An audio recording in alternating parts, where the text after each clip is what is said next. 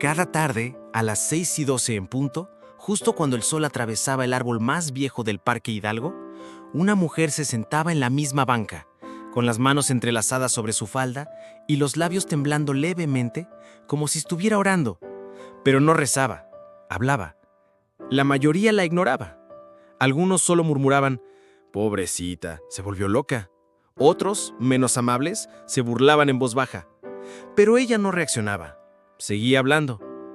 Como si de verdad alguien le respondiera. Como si frente a ella no hubiera un viejo ahuehuete, sino un hombre de carne y hueso. Tenía unos 65 años. Usaba un chal gris que olía a lavanda seca y zapatos planos con los talones desgastados. Todos los días traía un termo de té que apenas tocaba y un sobre amarillo que cuidaba con la misma delicadeza con la que una madre carga a su recién nacido. No pedía ayuda, no molestaba a nadie, solo se sentaba frente al árbol y decía cosas como: «Yo sé que te enojaste porque dejé la luz del pasillo encendida». «Sí, otra vez olvidé las llaves». «¿Te acuerdas de Ernesto, el del edificio 7?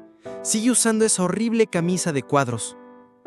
A veces sonreía, a veces lloraba sin hacer ruido, y muchas veces solo asentía, como si le respondieran en silencio. El parque estaba frente a la Clínica 46 del IMSS, así que siempre había movimiento. Personas saliendo con recetas, madres esperando consulta para sus hijos, estudiantes en uniforme, viejitos jugando dominó, repartidores con mochilas verdes, enfermeras fumando en las jardineras. Ella no hablaba con ninguno, solo con él, o con el árbol, o con lo que sea que ella veía allí. Algunos empleados de la clínica decían que era viuda. Otros aseguraban que nunca estuvo casada. Una enfermera juraba que se llamaba Doña Irma y que antes vendía sándwiches en la entrada. Pero eso nadie lo confirmó. Lo único cierto era que estaba allí, todos los días, a la misma hora, diciendo las mismas cosas con leves variaciones, como si siguiera una rutina de recuerdos que no podía soltar. Un martes, un joven de servicio social la observó desde la sombra del kiosco. Tenía 23 años, se llamaba Julián, estudiaba psicología y se ofrecía como voluntario en el área de geriatría para cumplir sus horas de campo. Ese día, por primera vez, notó que la señora no solo hablaba, hacía pausas específicas, como si alguien realmente le respondiera con frases completas. Eso no era delirio común, era diálogo estructurado, cohesivo, consistente. Se acercó con cuidado, sin interrumpirla. Llevaba su libreta de notas, pero no la sacó. Solo escuchó. Sí, ya sé que no me salió la gelatina, pero ¿qué querías? ¿No me dijiste que era con leche evaporada? Risa corta. ¿Y cómo me iba a acordar si tú siempre cocinabas mejor? Julián frunció el ceño. Ese tipo de comentarios no eran frases sueltas.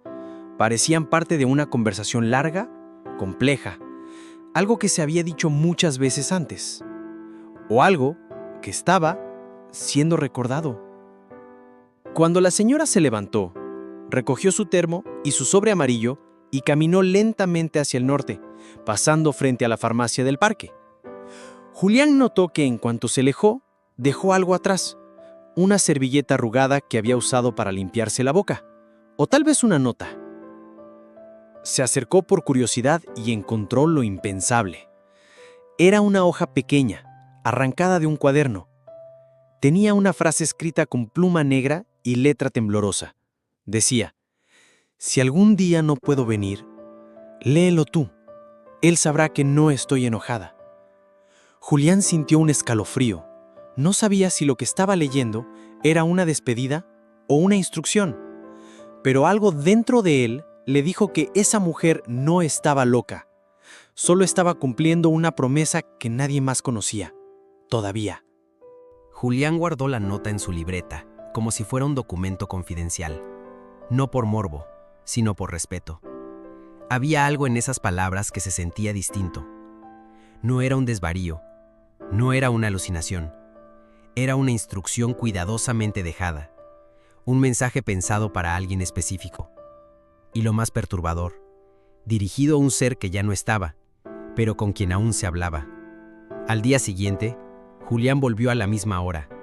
La mujer llegó puntual. Mismo chal, mismos pasos, misma rutina. Sacó su termo, su sobre amarillo. Se sentó y empezó a hablar. Pero esta vez, Julián anotó cada palabra que pudo sin interrumpirla. Durante 34 minutos exactos, la mujer sostuvo una conversación con alguien invisible, haciendo pausas como si escuchara respuestas reales. ¿Sabes que hoy soñé contigo? Tenías esa camisa azul que me gusta. No, no estoy comiendo bien. ¿Cómo quieres que tengas hambre si no estás? No he vuelto a leer nada de García Márquez. Me hace llorar. Cada frase tenía un tono, un contexto, un mundo detrás, como si se tratara de una pareja que nunca dejó de vivir junta, aunque solo quedara uno. Julián decidió preguntar en la clínica si conocían a la mujer. Nadie sabía su nombre completo. Solo la llamaban la señora del árbol. Una enfermera recordó que ella vendía comida allí hace años y que tenía un esposo que falleció justo antes de la pandemia. Eran inseparables, dijo. Siempre venían juntos, hasta que un día, ya no. Volvió al parque 2 días después, con más intención que curiosidad. Se acercó cuando la mujer terminó de hablar y con sumo respeto le dijo: «Disculpe, ¿puedo sentarme?». Ella levantó la mirada, sorprendida. «¿Tú me ves?», preguntó sin ironía. «Sí, claro», dijo él. «La he escuchado algunas tardes. Habla con su esposo, ¿cierto?». Ella lo miró por varios segundos. Luego asintió. «Eso hago». Hubo un silencio incómodo. No por rareza, sino porque ambos sabían que estaban cruzando una línea invisible. Una línea entre el recuerdo y la presencia. «¿Puedo preguntarle algo?», dijo Julián. «Si prometes no juzgar». «Lo prometo». Ella abrió el sobre amarillo por primera vez frente a alguien. Dentro había varias hojas escritas a mano, cada una fechada, cada una dirigida a Mario. Era su esposo. Murió de un paro respiratorio dentro de esa misma clínica, durante una madrugada caótica en marzo de 2020. No pudo despedirse. No le permitieron tocarlo. No hubo entierro. Solo una bolsa negra y la orden de retirarlo en una caja sellada. Desde entonces, todos los días doña Irma regresaba a ese árbol. No porque él hubiera muerto allí, sino porque era el único lugar donde él solía esperarla mientras ella vendía sus sándwiches en la entrada de urgencias. Un punto en el tiempo donde él todavía vivía, aunque fuera en su memoria. «Yo sé que ya no está», dijo ella, viendo el árbol. «Pero es que aquí lo escucho mejor». «¿Lo escucha de verdad?». «No con los oídos». «¿Con qué entonces?». Ella sonrió por primera vez. «Con la parte de mí que todavía no lo deja ir». Y en ese momento, Julián supo que no estaba frente a una mujer perturbada. Estaba frente a alguien que había encontrado una manera de resistir sin romperse. Una forma de seguir viva sin negarse a sentir. Y también supo que había más, mucho más. Porque en ese sobre había cartas que no solo hablaban del pasado, sino advertencias. Y una frase en la última hoja que no era una despedida, sino una pista. «Si ves esto, ya no me verás a mí, pero alguien más necesitará escuchar lo que él me dijo antes de irse». Julián no sabía qué hacer con tanta verdad en sus manos. Tenía una libreta llena de frases que la mayoría habría tachado de delirios, pero que ahora cobraban sentido como piezas de un rompecabezas emocional. Y tenía, sobre todo, una intuición. Algo le decía que doña Irma no iba al parque por costumbre, sino porque estaba esperando algo que aún no llegaba. Una especie de señal, un cierre, o quizás una continuidad. Decidió transcribir las cartas del sobre amarillo. Cada palabra, cada fecha, eran más de 70.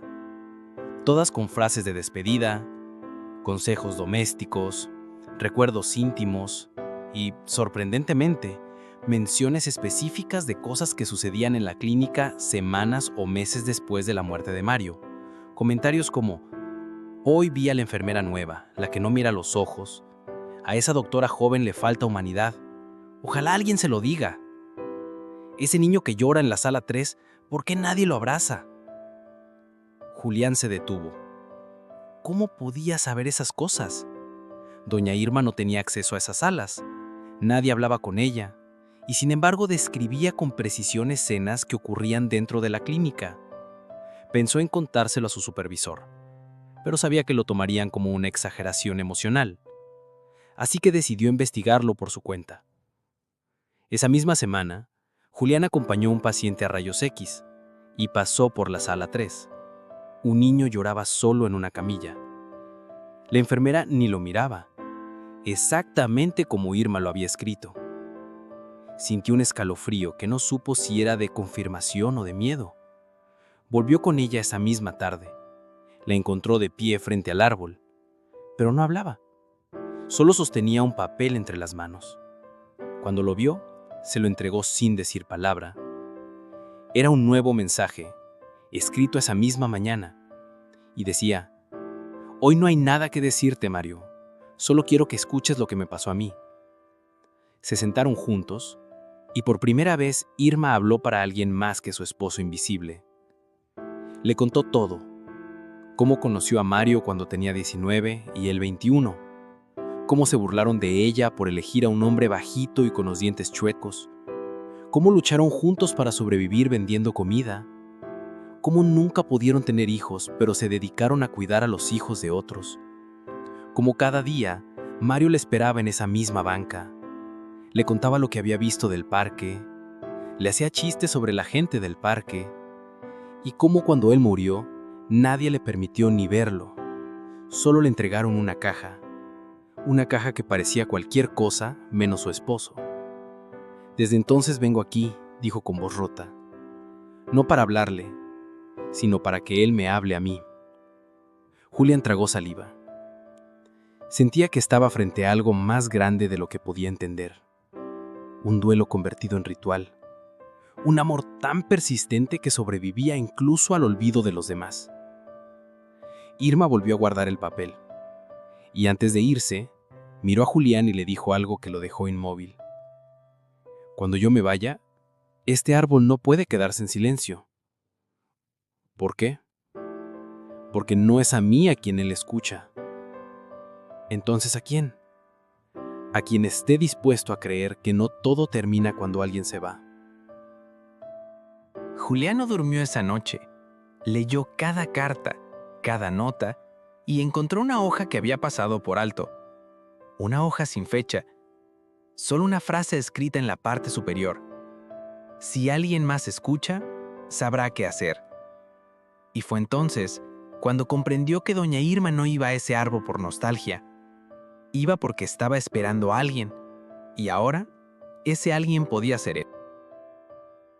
A partir de ese día, Julián dejó de ver a Irma como la señora del árbol y comenzó a verla como un puente, un testigo de algo que se escapa a las palabras comunes, una sobreviviente de un vínculo que, incluso muerto, seguía respirando entre los árboles y las voces que nadie más quería escuchar.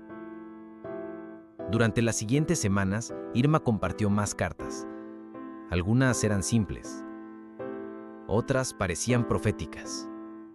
En una, escrita un mes atrás, decía: «Hoy soñé con un muchacho que me escucha. Tiene ojeras y duda de todo, pero se parece a ti cuando empezabas a enseñar». Julián no necesitaba más confirmación. Era él. Ella lo había visto antes de conocerlo, o lo había sentido. No sabía cuál de las dos ideas le daba más miedo. Decidió ayudarla. No como voluntario de la clínica, sino como ser humano. Comenzó a grabar sus relatos en audio, con su permiso. Digitalizó todas las cartas, organizó las fechas y descubrió que algunas hablaban de cosas que aún no habían pasado. Advertencias, pequeñas alertas sobre personas que luego llegaban a la clínica con historias inquietantes. «¿Usted cómo sabe esto, Irma?», le preguntó un día. Ella solo respondió: «No lo sé yo, lo sabe él». La frase quedó flotando en el aire y Julián no quiso presionar más. Un viernes por la tarde, Julián llegó al parque y no la vio. Esperó 10, 15, 30 minutos. Nada. Se asomó por el kiosco, revisó las bancas cercanas, preguntó discretamente a los vendedores. Nadie la había visto ese día, y eso no era normal. Decidió pasar a la clínica, por si acaso. Preguntó en recepción. Nada. En urgencias, tampoco. Estaba por rendirse cuando la vio, en la capilla pequeña del hospital, sentada en la última banca, con el chal en las piernas y el sobre amarillo en el regazo. Pero esta vez no hablaba. Tenía los ojos cerrados y respiraba con dificultad. Se acercó corriendo. «¿Doña Irma está bien?» Ella abrió los ojos lentamente, miró y sonrió como si lo hubiera estado esperando. «Hoy vine a despedirme, Julián». Él no supo qué decir. «¿Va a irse a otro lado? ¿A casa de alguien?» «No, mijo. Hoy me voy con él». La frase le heló la sangre, pero antes de poder contestar, ella le entregó el sobre amarillo. Dentro ya no estaban las cartas, solo una hoja, una sola, con la letra más firme que él le había visto, y decía: «Te toca a ti decir lo que los demás no escuchan». Esa noche, Irma murió mientras dormía en la banca del parque. Dicen que alguien la vio sonreír antes de cerrar los ojos y que una ráfaga de viento movió las hojas del árbol como si alguien se hubiera levantado también de la banca invisible frente a ella. La clínica informó que no tenía familiares, ni hijos, ni hermanos, solo un cuerpo y un silencio. Pero Julián no lo permitió. Usó las grabaciones, las cartas y su propia voz para contar su historia en redes. Una historia de amor que no se rindió al olvido. Y en pocos días, el video alcanzó miles de visualizaciones. Gente de todo el país preguntando por Irma, por el árbol, por el mensaje. Y entonces ocurrió algo que lo marcó para siempre. Un anciano llegó al parque una semana después. Se sentó en la misma banca, sacó una libreta y empezó a hablar solo. «María, ya sé que no estás, pero creo que todavía me escuchas». Julián lo observó desde lejos y por primera vez entendió lo que Irma quiso decir. El árbol no era solo un punto de encuentro, era una línea directa, una frecuencia que solo algunos podían sintonizar. Y él ahora sabía cómo traducirla para los demás. El parque ya no era el mismo. Desde la muerte de Irma, el árbol viejo se había convertido en algo más que paisaje. Alguien colocó flores donde ella solía sentarse. Otro escribió con plumón en el respaldo de la banca: «Aquí se escucha a los que se aman, incluso si ya no están». Y sin planearlo, la historia que Julián compartió comenzó a multiplicarse, no solo en visitas o comentarios, sino en personas que llegaban en silencio, con termos de té, libretas, cartas. Algunos hablaban, otros solo lloraban, pero todos parecían entender algo que antes ignoraban, que a veces el duelo no necesita superarse, solo compartirse. Julián empezó a recibir mensajes de desconocidos. Alguien de Chihuahua le escribió: «Yo también hablo con mi hija fallecida, pero nunca le había dicho a nadie». Una mujer de Chiapas comentó: «Mi mamá creía que estaba loca por hablar con mi esposo fallecido, pero ahora me siento acompañada». Un enfermero de Puebla mandó una carta diciendo: «Gracias a tu historia, entendí que los pacientes no mueren cuando se van, sino cuando los olvidamos». Y entre todo ese eco de voces, Julián supo que el legado de Irma no era solo emocional, era urgente, era necesario. Era una especie de lenguaje secreto que ella había protegido por años, disfrazado de locura para no ser interrumpido. Así que hizo algo más. Organizó una pequeña ceremonia en honor a ella, sin permiso, sin protocolo, solo una banca, un árbol y su voz. Leyó fragmentos de las cartas, contó la historia, habló de Mario aunque nunca lo conoció, y mientras lo hacía, notó que la gente no lo miraba a él, miraban la banca vacía, como si esperaran verla llegar. Como si en algún rincón del tiempo aún pudiera sentarse ahí y decir: «Ya volví, Mario.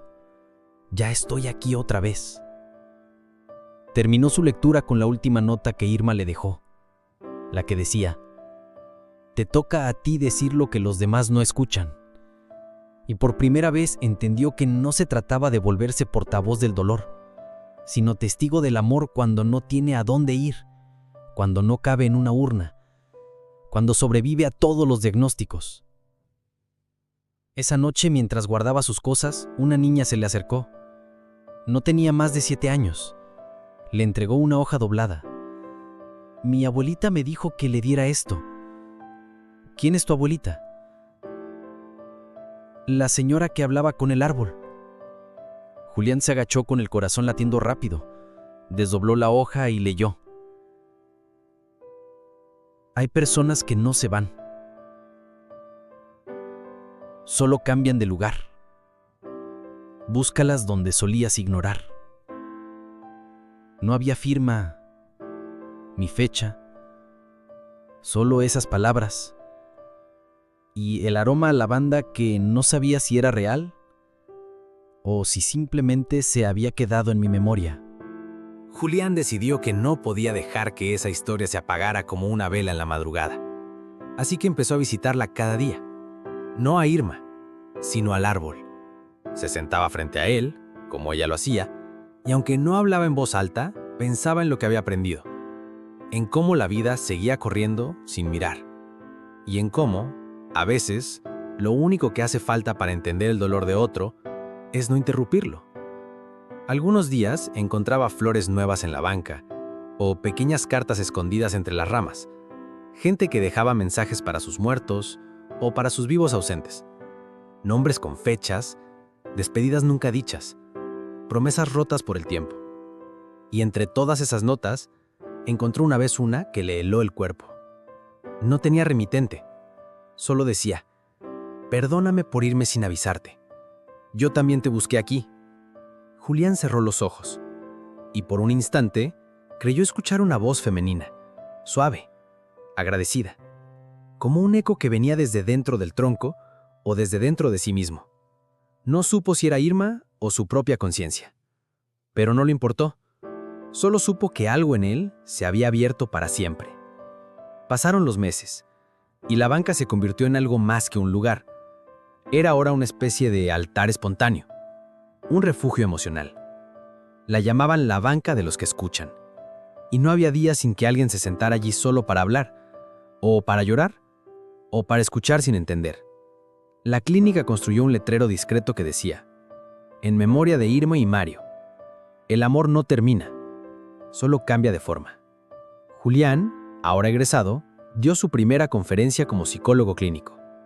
No habló de neurotransmisores, ni de trastornos, ni de teorías. Solo contó la historia de Irma.